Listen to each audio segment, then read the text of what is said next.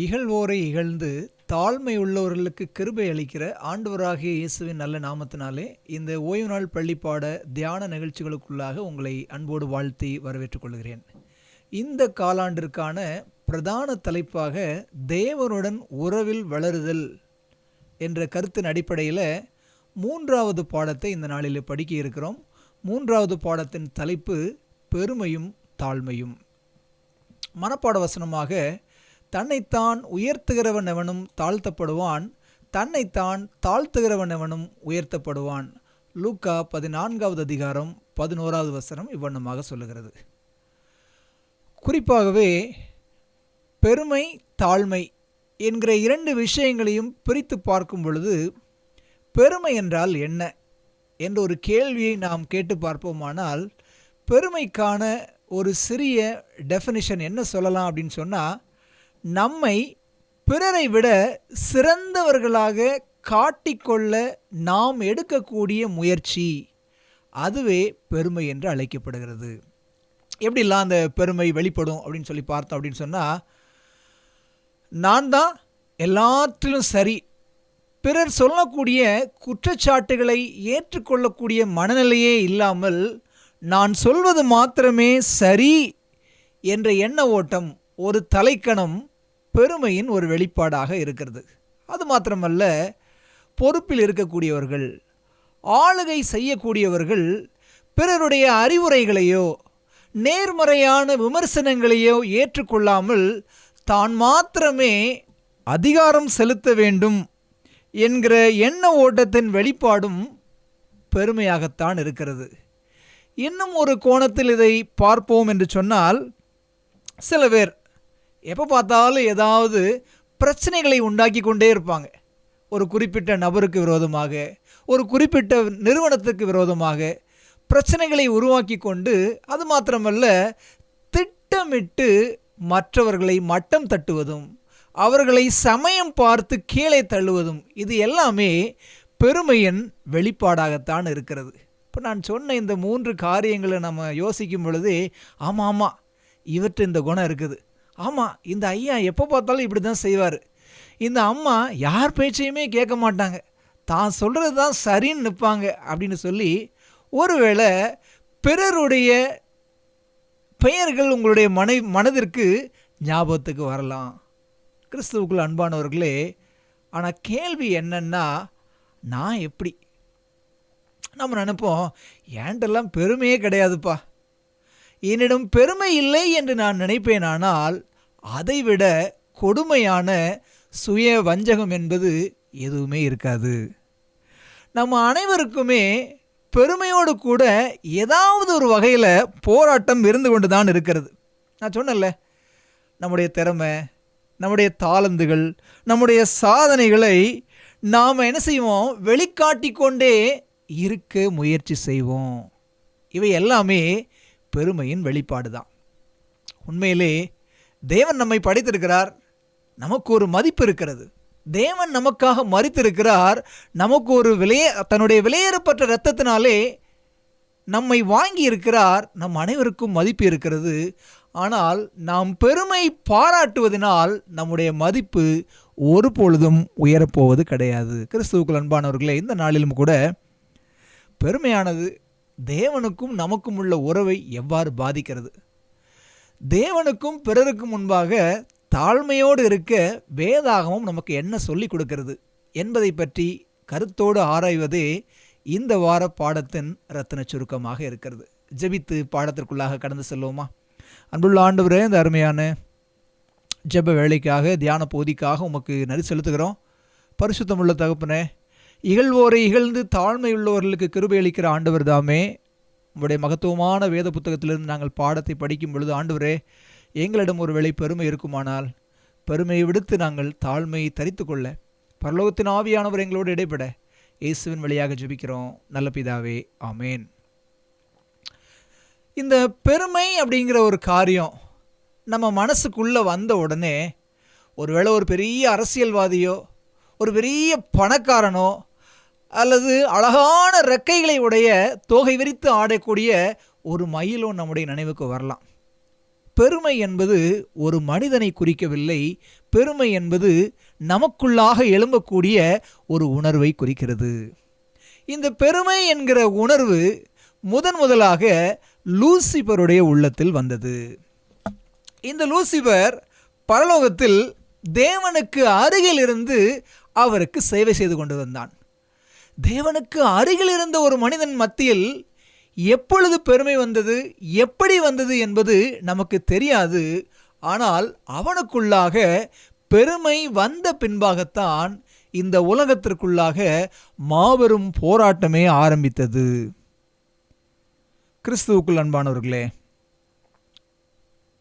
பிசாசு பெருமை உள்ளவனாக இருக்கிறான். ஆனால் தேவனோ தாழ்மை உள்ளவராக இருக்கிறார்.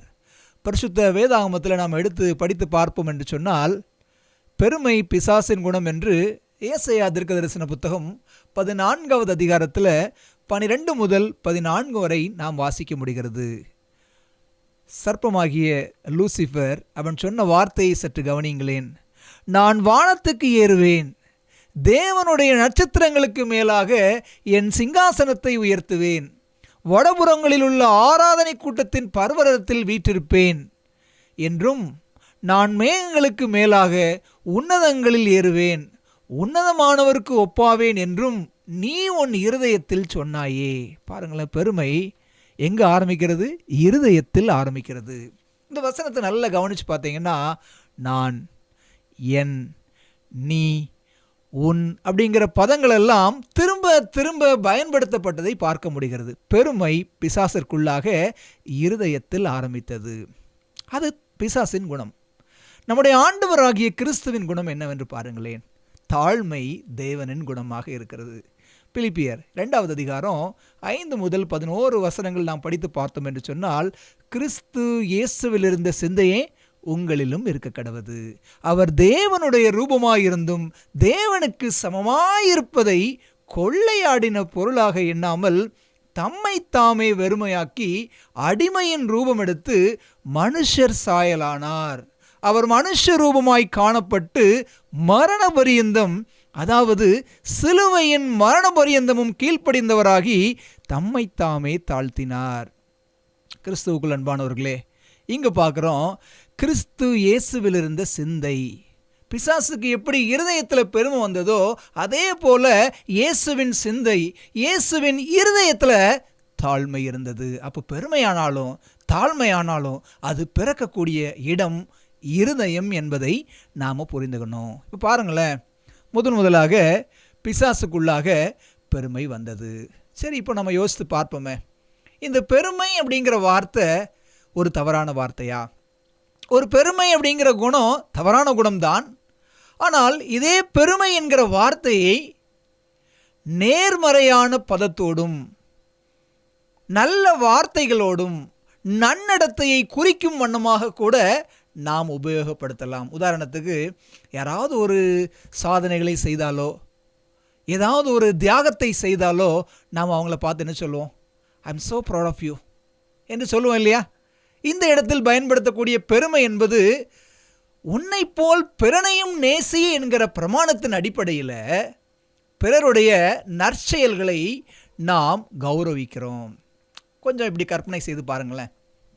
ஏசாமி இந்த உலகத்தில் வந்து பிறந்து வாழ்ந்து நமக்காக மரித்து பரலோகத்துக்கு போனார். இந்த 33 ஆண்டுகளுக்கு பின்பாக அவர் பரலோகம் கடந்து சென்ற உடனே பிதாவானவர் அவரை பார்த்த உடனே ஒருவேளை இப்படி சொல்லியிருக்கலாம்ல, I am so proud of you my dear son அப்படின்னு கூட என்ன செஞ்சிருக்கலாம்? பரலோக பிதா தம்முடைய குமாரனின் தியாகத்திற்காக அவரை பார்த்து இப்படி ஒரு வார்த்தை கூட என்ன செஞ்சிருக்கலாம்? சொல்லியிருக்கலாம். நம்ம ஏற்கனவே பார்த்த வண்ணமாக முதலாவது பெருமை பிசாசுக்குள்ளாக வந்தது. லூசிபருக்குள்ளாக வந்த பெருமை அவனோடு நின்றுவிடவில்லை. தனக்குள்ளாக வந்த பெருமையை இந்த உலகத்திற்குள்ளும் அவன் எடுத்து வந்தான். எப்படி எடுத்து வந்தான் பாருங்க. ஆதாம் ஏவாளை பார்த்து அவன் சொன்ன காரியம், நீங்கள் இந்த கனியை புசிக்கும் நாளிலே தேவர்களைப் போல இருப்பீர்கள் அப்படின்னு ஒரு வார்த்தையை சொன்னான். அப்போ இதுலேருந்து என்ன புரியுது? ஆதாம் ஏவாளை பார்த்து அவன் சொன்ன காரியம், நீங்க எந்த வகையிலும் தேவனை விட கீழானவர்கள் அல்ல. இதை புசிக்கும் நாளில் நீங்களும் தேவனைப் போல உயர்ந்து விடுவீர்கள் என்று சொல்லி தங்களையே நேசிக்கக்கூடிய ஒரு சுய வஞ்சகத்தை அவர்கள் மனதிலே அவன் கொண்டு வந்தான். இப்போ பாருங்க, முதலாவது பெருமை எப்போ வருகிறது? தேவனை விட நம்மை நாம் அதிகமாக நேசிக்கும் பொழுது பெருமை வருகிறது. சாத்தானுக்குள்ள அப்படிதான் வந்துச்சு. அதே வஞ்சகத்தை ஆதாம் ஏவாளுக்குள்ளாக அவன் கொண்டு வந்தான். இப்போ முதலாவது காரியம், நம்மை நாம் அதிகமாக நேசிக்கும் பொழுது தேவனை விட பெருமை வருகிறது. இரண்டாவது, தேவனை விட உலகத்தை அதிகமாக நேசிப்பதாலும் நமக்குள்ளாக பெருமை வருகிறது. படிக்கணும்ல, 1 யோவான் 2வது அதிகாரம் 16வது வசனத்தில் வாசிக்கிறோம். ஏனெனில் மாம்சத்தின் இச்சையும் கண்களின் இச்சையும் ஜீவனத்தின் பெருமையுமாகிய உலகத்தில் உள்ளவைகள் எல்லாம் பிதாவினால் உண்டானவைகள் அல்ல, அவைகள் உலகத்தினால் உண்டானவைகள். உலகத்தில் மனிதர்கள் ஆகிய நாம் சம்பாதிக்கக்கூடிய நம்முடைய தாளந்துகள், நம்முடைய திறமைகள், நம்முடைய சாதனைகள், இதன் வழியாக நாம் கனப்படுத்தப்படும் பொழுது அந்த கனம் தேவனுக்கு உரியது என்று சொல்லி நாம் நம்மை தாழ்த்துவோமானால் பெருமை நம்மை அண்டாது.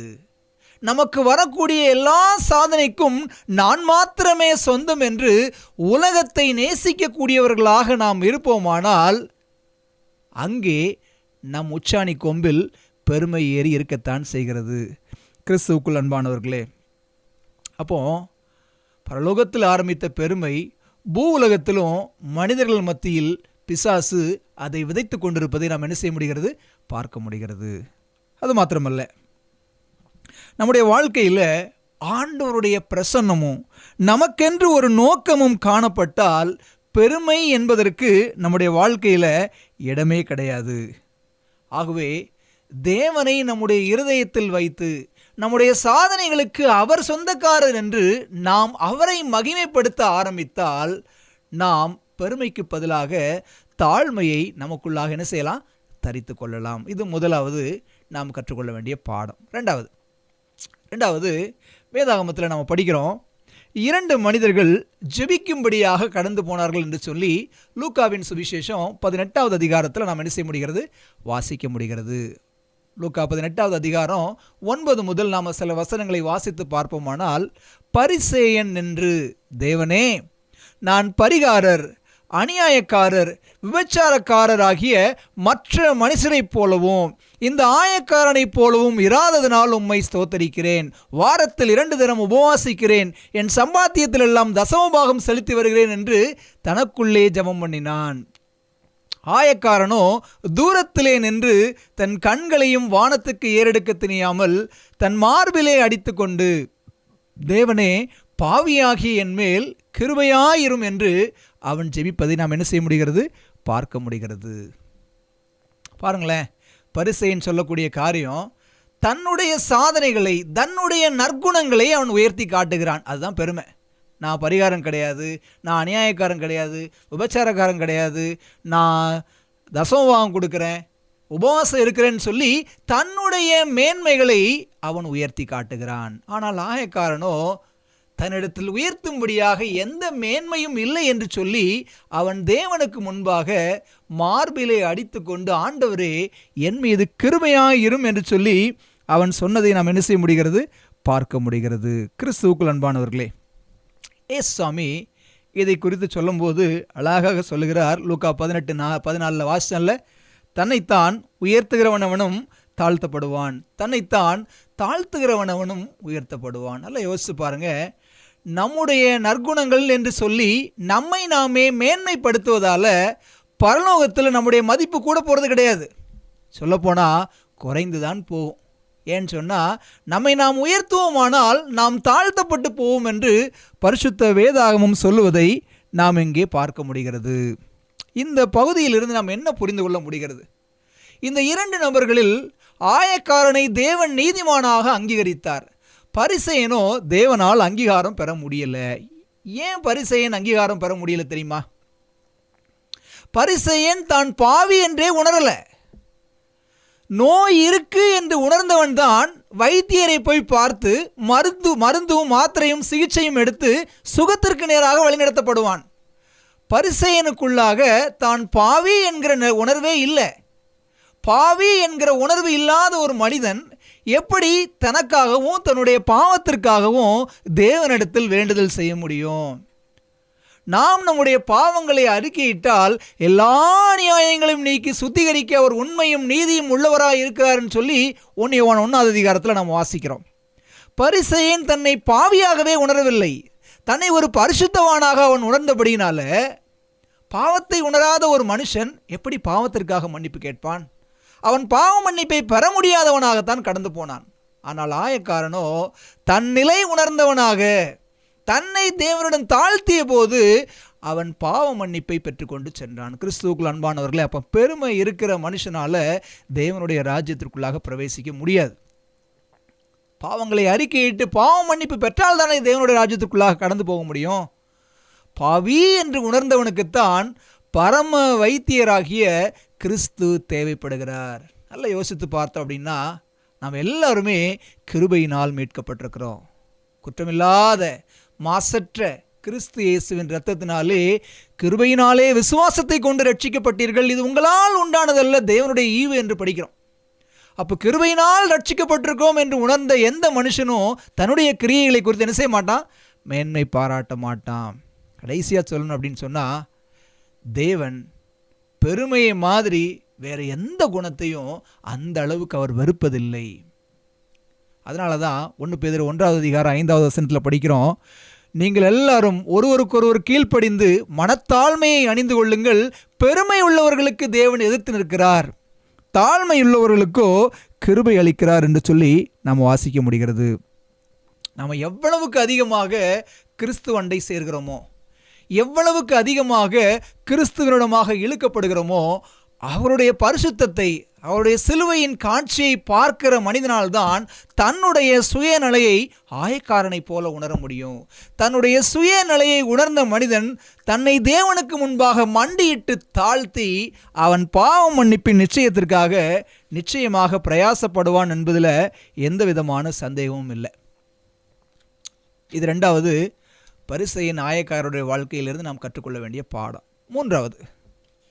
3வது தாழ்மையுள்ள தாசனாகிய மோசேயிடமிருந்து நமக்கு என்ன பாடம்? தாழ்மையை குறித்து அவர் வாழ்க்கை நமக்கு கற்றுக் கொடுக்கக்கூடிய செய்தி என்ன அப்படின்னு சொல்லி பார்த்தோன்னு சொன்னால், சுருக்கமாக சொல்லணும்னா 3 விஷயம்தான். மோசேயோட சம்பவம் நமக்கு கற்றுக் கொடுக்கக்கூடிய 3 பாடம் என்னென்னா, பகட்டு வாழ்க்கையின் பெருமையை காட்டிலும் பக்தியுள்ள எளிமையான வாழ்க்கையே சிறந்தது என்று சொல்லி மோசே தீர்மானம் செய்தார். முதலாவது, ஆண்டவர் என்ன சொன்னார் தெரியுங்களா? எபிரேயரை எகிப்தியரிடமிருந்து மீட்பதற்கு கத்தி எடுக்கும் மோசே தேவையில்லை, தாழ்மையை கற்றுக்கொண்ட மோசேதான் தேவைப்படுகிறார் என்று ஆண்டவராகிய தேவன் மோசே தாழ்மையை கற்றுக்கொள்ளும்படியாக அவரை அனுமதித்தை நாம் பார்க்க முடிகிறது. படிக்கலாங்களா? எபிரேயர் 11வது அதிகாரத்தில் 24 முதல் 26 வரை வாசித்து பார்த்தேன்னு சொன்னால், விசுவாசத்தினாலே மோசே தான் பெரியவனான போது பார்வோனுடைய குமாரத்தின் மகன் எனப்படுவதை வெறுத்து, அதாவது பெருமையை வெறுத்து, அநித்தியமான பாவ சந்தோஷங்களை அனுபவிப்பதை பார்க்கலாம் தேவனுடைய ஜனங்களோட துன்பத்தை அனுபவிப்பதையே எளிமையான வாழ்க்கையே தெரிந்து கொண்டு இனி வரும் பலன் மேல் நோக்கமாயிருந்து எகிப்திலுள்ள பொக்கிஷங்களிலும் கிறிஸ்துவின் நிமித்தம் வரும் நிந்தையை அவன் அதிக பாக்கியம் என்று நம்பினான் என்று சொல்லி பார்க்கிறோம். சுவிசேஷ புஸ்தகங்களில் வாசிக்கும் பொழுது படிக்கிறோம், மோசே எகிப்தியருடைய சகல சாஸ்திரங்களிலும் கற்பிக்கப்பட்டு வாக்கிலும் செய்கையிலும் வல்லவனானான் என்று சொல்லி அப்போஸ்தலர் 7வது அதிகாரம் 22வது வசனத்தில் படிக்கிறோம். அப்படின்னா என்ன அர்த்தம்? எகிப்தின் அரண்மனையில் வளர்ந்த மோசே சகல சாஸ்திரங்கள், சகல கலைகளையும் கற்று ஒரு நல்ல உயர்ந்த உன்னத நிலைக்கு தயாரான ஒரு மனிதனாக இருந்தான். ஒரு வரலாற்று ஆசிரியராக, ஒரு கவிஞனாக, ஒரு தத்துவ ஞானியாக, ஒரு இராணுவ தளபதியாக, ஒரு சட்ட மேதை என்று சொல்லி எல்லா நிலைகளிலும் வளர்ச்சி அடைந்திருந்தான் மோசே. அவன் நினைச்சான் தன்னுடைய சுய பலத்தினால எகிப்தியரிடமிருந்து எபிரேயரை மீட்டு விடலாம் என்று சொல்லி தன்னுடைய சகோதரனுக்கு அநியாயம் இழைத்த போது கத்தி எடுத்து ஒருவனை கொலை செய்தான். அவனுக்கு புரியல, தன்னுடைய சுயத்தினால் தன்னுடைய மேன்மையினால் அவர்களை மீட்டுக்கொள்ள முடியாது என்று சொல்லி, அதனால தான் ஆண்டவர் 40 ஆண்டு காலமாக இந்த மோசேயை வனாந்திரத்தில் காடு மேடுகளிலும் மலை பள்ளத்தாக்கிலும் புயல் வெயிலிலும் மழை என்று சொல்லி அவனை மேய விட்டார். அவனிடத்தில் இருந்த அந்த ஒரு தலைக்கணம் எல்லாம் இறங்கி அவன் தாழ்மையை கற்றுக்கொள்ள வனாந்திர வாழ்க்கையை ஆண்டவராகிய தேவன் 40 ஆண்டுகள் அனுமதித்தார். அதற்கு பின்பாகத்தான் தாழ்மையை கற்றுக்கொண்ட மோசேயாக எகிப்தியரிடமிருந்து இஸ்ரவேலரை அவன் மீட்டு கொண்டு வந்ததை நாம் என்ன செய்ய முடிகிறது? பார்க்க முடிகிறது. பாருங்களேன், மோசேயை குறித்து வேதம் அவ்வளோ அழகாக சொல்லுகிறது.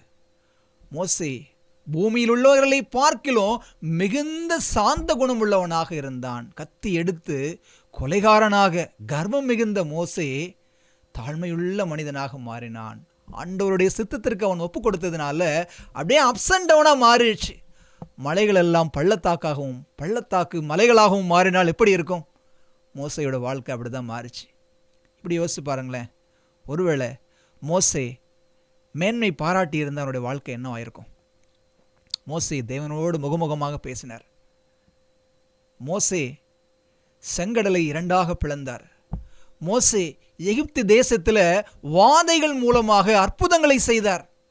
மோசே தேவனிடம் கேட்டு தூதர்களின் அப்பத்தை வாங்கி புசிக்க கொடுத்தார். அவர் கேட்ட மாத்திரத்தில் காடை வந்து விழுந்துச்சு. கண்மலையை அடித்த மாத்திரத்தில் தண்ணீர் வந்தது. உயிருக்காக ஜனங்கள் போராடிய போது கொள்ளிவாய் சர்ப்பத்தை தூக்கி நிறுத்தி அவர்களுக்கு ஜீவன் கொடுத்தார். இப்படி என்று சொல்லி அநேக மகத்துவமான காரியங்களை மோசே செய்தார். ஆனாலும் கூட அவர் தாழ்மை உள்ளவராகத்தான் இருந்தார். மோசே மேன்மை பாராட்டியிருப்பார் என்று சொன்னால் அவருடைய வாழ்க்கை மிக பரிதாபமானதாக இருந்திருக்கும். கிறிஸ்துவுக்குள் அன்பானவர்களே, இன்னைக்கு பாருங்களேன், நம்முடைய வாழ்க்கையில் தாழ்மை எந்த அளவில் இருக்குது? நம்ம ஏதாவது ஒரு சாதனைகளை சாதிச்சிட்டோம், ஏதாவது சில மேன்மையான காரியங்களை செய்யும் பொழுது தாழ்மையோடு நடந்து கொள்கிறோமா, இல்லது தம்பட்டம் அடித்து கொண்டு தலைக்கணம் உள்ளவர்களாக சுற்றி திரிகிறோமா? நாம் யோசித்து பார்க்க வேண்டிய மிக முக்கியமான காரியம். அடுத்து இன்னொரு முக்கியமான பாடம் சீஷர்களுடைய வாழ்க்கையிலிருந்து ஒரு ஒற்றுமையை பாருங்களேன். பரலோகத்தில் பல ஆண்டுகள் பரமதேவனுக்கு பக்கத்திலே இருந்த லூசிஃபருக்கு பெருமை வந்தது. 3.5 ஆண்டுகள் இயேசுவோடு உண்டு உறங்கி உற்ற தோழர்களாய் இருந்த சீஷர்களுக்குள்ளும் பெருமை வந்துச்சு. அப்படிதானே? லூக்கா 22 அதிகாரம் 24 வசனத்தில் படிக்கிறேன்ல, அன்றியும் தங்களில் எவன் பெரியவனாய் இருப்பான் என்று அவர்களுக்குள்ளே வாக்குவாதம் உண்டாயிற்று. சீஷர்களுக்குள்ளே என்ன வந்துச்சு? ஆர்குமெண்ட். நான் பெரியவனா, நீ பெரியவனா? இப்போ என்ன புரிஞ்சுக்கிறோம்? பரலோகத்தில் பக்கத்தில் இருந்தவனுக்கும் பெருமை வந்துச்சு, பூலோகத்தில் அவர்கிட்ட பக்கத்தில் இருக்கவங்களுக்கும் பெருமை இருந்துச்சு. ஆலயத்தில் போய் ஆண்டவர்கிட்ட பக்கத்தில் இருக்குன்னு நினைக்கிறீங்களா? உங்களுக்குள்ளும் பெருமை வர வாய்ப்பு இருக்கிறது. பெருமை யாரையும் விட்டு வைக்காது. பெருமை என்கிறது ஒரு பக்தன் அழகாக பாடுறான்ல, பெருமை என்னும் பாவம் சாவுக்கேதுவான பாவம் என்று சொல்லி அழகான பாடல் வரிகள் ஒன்று இருக்கிறது. சாவுக்கேதுவான விஷம் நிறைந்த ஒரு பாவமாக இந்த பெருமை இருக்கிறது. எந்த இடத்துல அபரீதமான வளர்ச்சி, குறைபாடில்லாத வாழ்க்கை, தன்னிறைவடைந்த ஒரு மனநிலை இருக்கிறதோ அவங்க தேவனை தேட மாட்டாங்க. அப்படிப்பட்ட மனிதர்களிடத்தில் பெருமை அதிகமாக இருக்கிறது. தேவன் அதிகமாக வெறுக்கக்கூடிய குணமும் இதுவாகத்தான் இருக்கிறது. குணப்படுத்தவே முடியாத நோயின்னு சொல்லி இன்னைக்கு உலகத்தில் ஏராளமான நோய்கள் இருந்தாலும் கூட வேதாகமத்தின் அடிப்படையில் குணமாக்க முடியாத ஒரு தீவிர நோய் என்ன அப்படின்னு சொன்னால் இந்த பெருமைங்கிற நோய். இந்த பெருமை நோய் இன்னைக்கு லவோதிக்கா சபையில் இருக்க தான் செய்யுது. அப்படி தானே? படிக்கிறோம்ல, வெளிப்படுத்தின விசேஷம் 3ஆவது அதிகாரத்தில், நான் ஐஸ்வர்யவான், நான் திரவிய சம்பன்னன், எனக்கு எந்த குறையும் இல்லை, சுய நிறைவு, சுய திருப்தி, பாவின்னு உணராத நிலை. இப்படி அந்த பரிசையன் உணராமல் இருந்தானோ அதே நிலை. இந்த நோய்க்கு எந்த ட்ரீட்மெண்ட் கொடுத்தாலும் என்ன செய்ய முடியாது? குணமாக்க முடியாது. இப்படிப்பட்ட ஒரு நிலைமையில் இருந்தோன்னு சொன்னால் மிக மிக பரிதாபமான ஒரு நிலைமையில் இருக்கிறோம். அப்போ நம்ம ஆண்டோட ஜெபம் பண்ணணும், ஆண்டவரே என்னை நான் அடையாளம் கண்டுகொள்ள எனக்கு உதவி செய்யுங்க, என்னிடத்தில் இருக்கக்கூடிய பாவத்தை நான் கண்டுகொள்ள உதவி செய்யுங்கள் என்று சொல்லி நாம் என்ன செய்யணும்? தேவனிடம் நம்மை தத்தம் செய்யணும். சீஷர்கள் தங்களில் யார் பெரியவன் அப்படின்னு சொல்லி அவங்க என்ன பண்ணாங்க? போட்டி போட்டுட்டு இருந்தாங்க. அந்த போட்டி போட்டு கொண்டு இருந்த சீஷர்களோட காலை பிடிச்சு அவருடைய பாதங்களை கழுவி நானே சிறியவன் என்று சொல்லி ஆண்டவராகிய இயேசு தாழ்மைக்கான ஒரு சிறந்த முன்னுதாரணமாக இருந்தார். ஏசாயா தீர்க்கதரிசன புத்தகம் 45வது அதிகாரம் 22வது வசனத்தில் நாம் படிக்கிறோம்ல, பூமியின் எல்லை எங்கும் உள்ளவர்களே என்னை நோக்கி பாருங்கள், அப்பொழுது ரட்சிக்கப்படுவீர்கள். இந்த உலகத்தில் தாழ்மையாக இருப்பதற்கு நாம் ஒரு நல்ல முன்னுதாரணத்தை தேடணும் அப்படின்னு சொன்னால் கிடைக்காது. நாம் தாழ்மையாக நடப்பதற்கு, தாழ்மையை கற்றுக்கொள்வதற்கு நமக்கான மிக சிறந்த உதாரணம் நசரேயனாகிய இயேசு. அதனால தான் பூமியின் எல்லையெங்கும் உள்ளவர்களே என்னை நோக்கி பாருங்கள் என்று சொல்லி இயேசு சொன்னார்.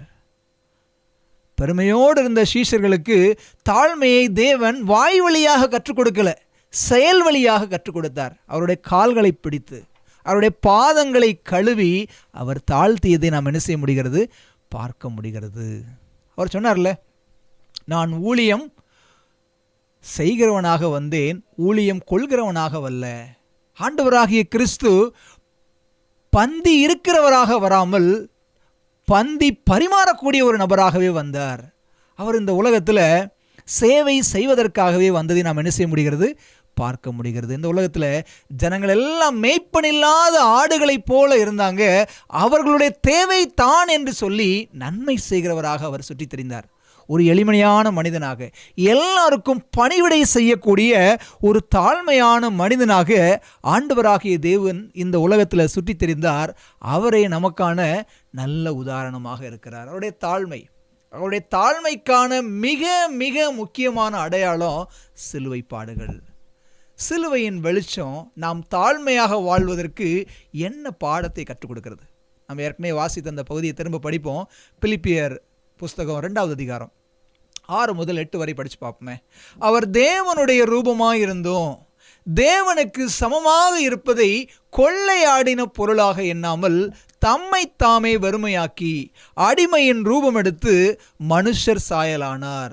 அவர் மனுஷ ரூபமாய் காணப்பட்டு மரண பரியந்தம், அதாவது சிலுவையின் மரண பரியந்தமும் கீழ்ப்படிந்தவராகி தம்மை தாமே தாழ்த்தினார். கிறிஸ்துவுக்குள் அன்பானவர்களே, ஆண்டவருடைய சிலுவை காட்சியை பார்ப்போம் அப்படின்னு சொன்னால், அவருடைய பாடு மரணங்களை பார்ப்போம்னு சொன்னால், நம்ம மனசில் இருக்கக்கூடிய மமதை, நம்ம மண்டையில் இருக்கக்கூடிய அகங்காரம், நம்முடைய நெஞ்சில் ஒட்டி இருக்கக்கூடிய மதியினம், கர்வம், இதெல்லாமே சுக்கு நூறாக உடைஞ்சிருங்க.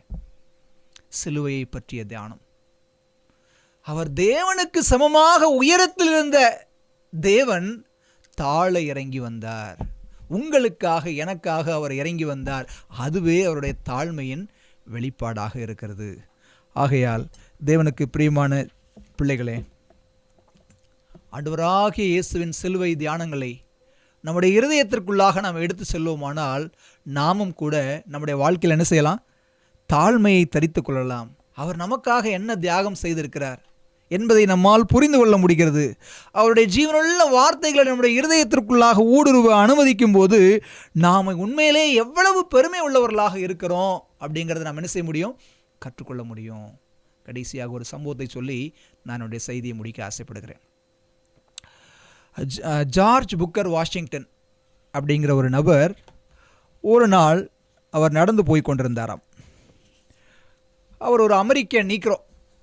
அப்படி நடந்து கொண்டு போயிட்டு இருக்கும்போது அந்த வழியாக இருந்த ஒரு பணக்கார பெண்மணி அவரை அழைத்து, எனக்கு கொஞ்சம் விறகு வெட்டி கொடுங்க அப்படின்னு சொல்லி கேட்டாங்களாம். இதை கேட்ட மாத்திரத்தில் அந்த ஜார்ஜ் புக்கர் என்ன செஞ்சார்? அப்படியே சிரிச்சுட்டே தன்னுடைய சட்டையை கழட்டி வைத்து விட்டு விறகுகளை வெட்டிய விறகுகளை எல்லாம் எடுத்துகிட்டு போய் அந்த அம்மாவோட சமையல் அறையில் என்ன செஞ்சாராம்? அடுக்கி கொண்டிருந்தாராம். இந்த விறகுகளை அவர் அடுக்கி கொண்டிருக்கும்போது அந்த பணக்கார பெண்மணியோட வீட்டில் உள்ள வேலைக்கார பெண்மணி இந்த ஐயாவை பார்த்துட்டாங்க. பார்த்த உடனே அந்த பணக்கார பெண்மணியின் வேலைக்காரிக்கு பயங்கரமான அதிர்ச்சி. அப்புறம் அவர் போன வேலையெல்லாம் முடிச்சுட்டு அந்த ஜார்ஜ் புக்கர் வாஷிங்டன் என்ன செஞ்சிட்டார்? அப்படியே கிளம்பி போயிட்டார். போன உடனே இந்த வேலைக்கார பெண்மணி பணக்கார அம்மாவை பார்த்து, அம்மா என்ன காரியம் பண்ணீங்க, அவர் யாருன்னு தெரியுமா அப்படின்னு சொல்லி கேட்டாங்க. எனக்கு தெரியாது அப்படின்னோடனே, இந்த உலகத்திலேயே புகழ்பெற்ற ஒரு கல்விமான் ஜார்ஜ் புக்கர் வாஷிங்டன் அவர் டங்கேரி அப்படிங்கிற ஒரு பெரிய கல்வி நிறுவனத்தோட முதல்வராக இருக்கிறாரு.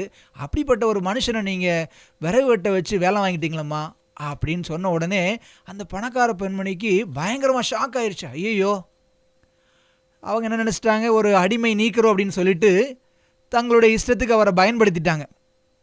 இப்போ அதிர்ச்சியில் என்ன பண்ணுறதுன்னு தெரியாமல் அடுத்த நாள் காலையில் அவங்க என்ன பண்ணாங்களாம், நேராக அவருடைய ஆஃபீஸ்க்கு போனாங்களாம். நேராக அவருடைய ஆஃபீஸ்க்கு போய், ஐயா தயவுசெய்து என்னை மன்னிச்சிருங்க, நீங்கள் யாருன்னு தெரியாமல் உங்களை நான் இப்படி வேலை வாங்கிட்டேன்னு சொல்லி அவங்க சொன்னாங்களாம். அப்போ அந்த ஜார்ஜ் புக்கர் வாஷிங்டன் ரொம்ப சிரிச்சுக்கிட்டே சொன்னாரா, அம்மா இதுக்காக நீங்கள் கவலைப்பட வேண்டாம், மாதம் ஃபுல்லாக அலுவலகத்தில் உட்கார்ந்து வேலை செய்யக்கூடிய எனக்கு இந்த மாதிரி உடல் உழைப்பும் அவசியப்படத்தான் செய்கிறது. அது மாத்திரம் இல்லை, உதவி செய்கிறதுனா எனக்கு ரொம்ப பிடிக்குமா, அதனால் நீங்கள் கவலைப்பட வேண்டான்னு சொல்லி என்ன செஞ்சாராம், அவங்கள சமாதானப்படுத்தி அனுப்பிவிட்டாங்களாம். இவருடைய இந்த தாழ்மையான நடவடிக்கையை பார்த்த அந்த பணக்கார பெண்மணி ஒரு கட்டத்தில் என்ன பண்ணாங்களாம் தெரியுங்களா, தன்னுடைய சொத்தில் பாதிக்கும் மேலானவற்றை அந்த கல்லூரியோட பயன்பாட்டுக்காகவும் அதிகமான சேவைக்காகவும் இலவசமாக கொடுத்தாங்க அப்படின்னு சொல்லிட்டு நாம் பார்க்க முடிகிறது. கிறிஸ்துவுக்கு அன்பானவர்களே, வேதம் சொல்லுகிறதில்ல, பெருமை உள்ளவர்களுக்கு தேவன் எதிர்த்து நிற்கிறார், தாழ்மை உள்ளவர்களுக்கோ கிருபை அளிக்கிறார்.